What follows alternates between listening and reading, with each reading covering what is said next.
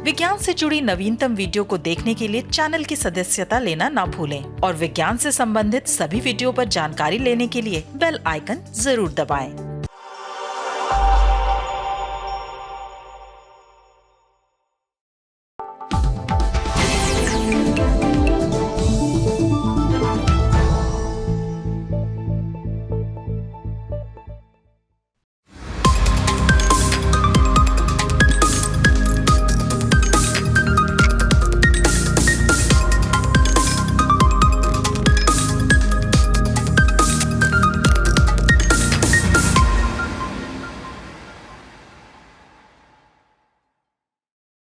नमस्कार, साइटेक के एक नए अंक के साथ मैं शहनाज रजा एक बार फिर से हाजिर हूँ।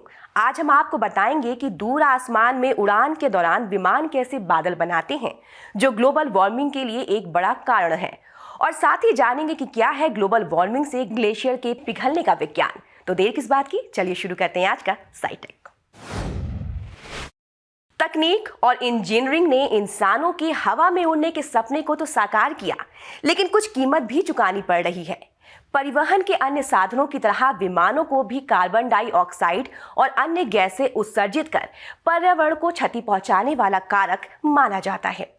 लेकिन हाल के एक शोध से पता चला है कि उड़ते विमान के पीछे जो एक लंबी सफेद लकीर नजर आती है, वो भी तापमान को बढ़ाने में खासी भूमिका निभाती है। आइए जानते हैं क्या है ये सफेद लकीर और कैसे ये पर्यावरण के लिए नुकसानदायक है। दूर आकाश में उड़ता हवाई जहाज और पीछे निकलती सफेद लकीरें, इस दृश्य से अमूमन हर कोई परिचित है।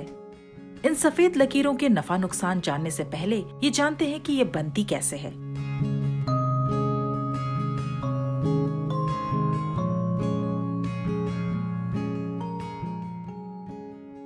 ये वैसा ही है जैसे कभी कभी हम ठंडे दिनों में बाहर निकलती अपनी सांस को देख सकते हैं। अक्सर ऊंचाई पर उड़ते विमान ऐसी लकीरें छोड़ते हैं। जिस ऊंचाई पर ये विमान उड़ते हैं, वहाँ की हवा ठंडी और बहुत कम सघन होती है। जब इंजन से गर्म और आर्द्र कार्बन कणें बाहर निकलती हैं, तो बाहर की ठंडी हवा में उपस्थित वाष्प इन कणों पर संघनित हो जाती है। ये एक किस्म का बादल होता है जो लकीर के रूप में नजर आता है। इसे संघनन लकीर कहते हैं। ये बादल कुछ मिनटों से लेकर कई घंटों तक टिके रह सकते हैं। विमान से निकली सफेद लकीरों वाले ये बादल इतने झीने होते हैं कि सूर्य के प्रकाश को परावर्तित तो नहीं कर पाते, किंतु इनमें मौजूद बर्फ के कण ऊष्मा को कैद कर लेते हैं। इसकी वजह से तापमान में वृद्धि होती है। 2011 के एक अध्ययन में कहा गया है कि विमान जनित इन बादलों का वातावरण के गर्म होने में कुल प्रभाव उड्डयन उद्योग की शुरुआत से अभी तक विमानों द्वारा छोड़ी गई कार्बन डाइऑक्साइड की तुलना में काफी अधिक है।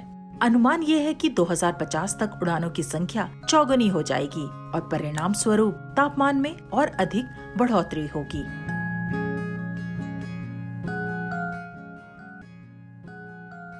साल 2011 के अध्ययन में शामिल जर्मन एरोस्पेस सेंटर की उल्रीके बुखार्ट जानना चाहती थी कि भविष्य में ये विमान जनित बादल जलवायु को किस तरह प्रभावित करेंगे। इसके लिए उन्होंने अपनी टीम के साथ एक बिल्कुल नया पर्यावरण मॉडल बनाया, जिसमें विमान के कारण बने बादलों को सामान्य बादलों से अलग श्रेणी में रखा। शोधकर्ताओं ने साल 2006 के लिए विश्व स्तर पर विमान जनित बादलों का मॉडल तैयार किया। फिर उन अनुमानों को देखा कि भविष्य में उड़ानें कितनी बढ़ेंगी और उनके कारण कितना उत्सर्जन होगा। इसके आधार पर 2050 की स्थिति की गणना की। जून 2019 में एटमॉस्फेरिक केमिस्ट्री एंड फिजिक्स नामक जर्नल में प्रकाशित रिपोर्ट में उन्होंने बताया है कि साल 2050 तक विमान जनित बादलों के कारण तापमान में होने वाली वृद्धि 3 गुना हो जाएगी।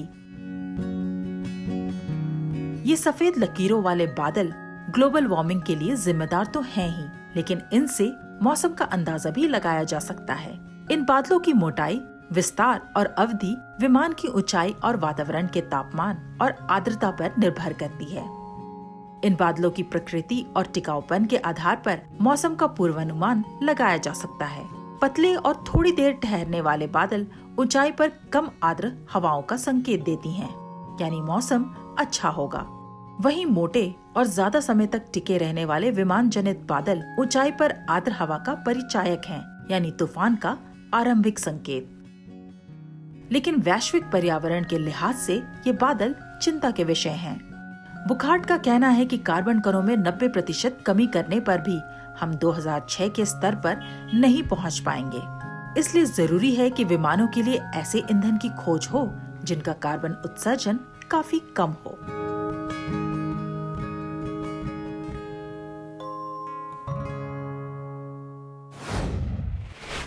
जब एक बर्फ का टुकड़ा गर्म हवा या गर्म पानी के संपर्क में आता है तो ये पिघल जाता है।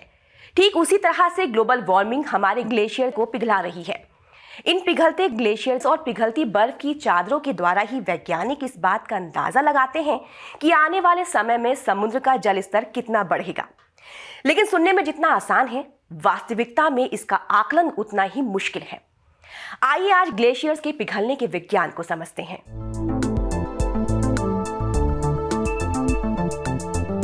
बर्फ के टुकड़े की तुलना में ग्लेशियर्स और बर्फ की चादर की संरचना काफी जटिल होती है।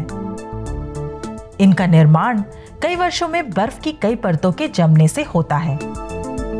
जैसे जैसे बर्फ बढ़ती है, अपने भारी वजन की वजह से ये धीरे धीरे खिसकना शुरू करती है और अपने साथ छोटे पत्थर और मलबों को भी समेट लेती है।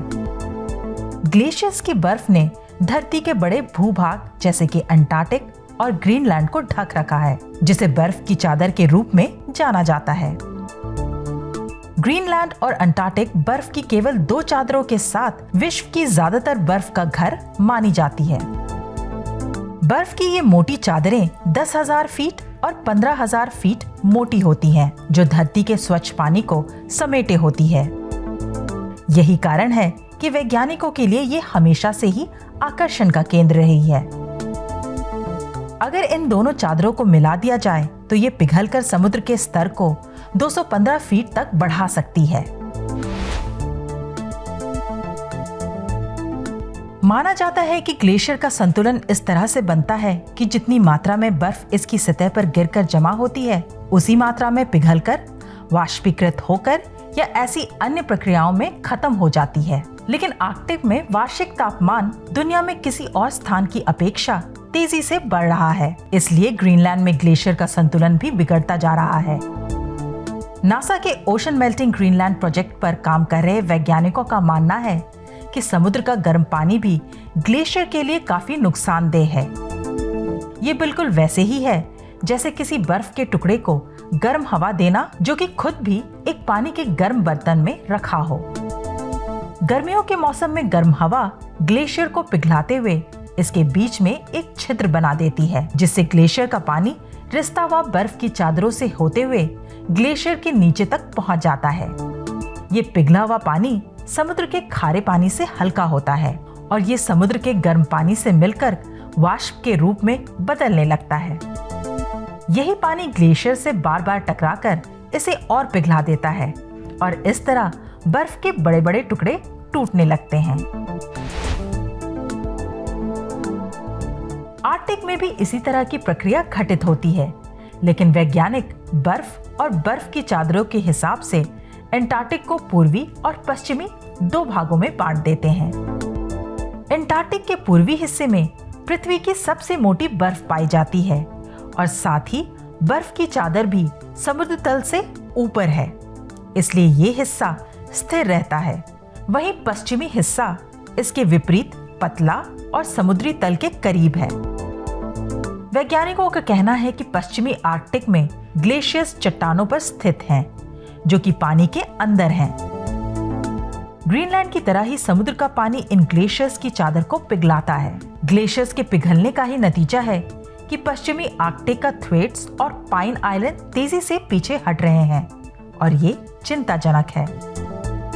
कुल मिलाकर देखा जाए तो पिछले वर्षों में दोनों पोल्स पर बर्फ का पिघलना तेजी से बढ़ा है, लेकिन जैसे जैसे ग्लेशियर्स के पिघलने की दिशा में अध्ययन बढ़ेगा, भविष्य में समुद्र के बढ़ते स्तर को सटीक रूप से जाना जा सकेगा।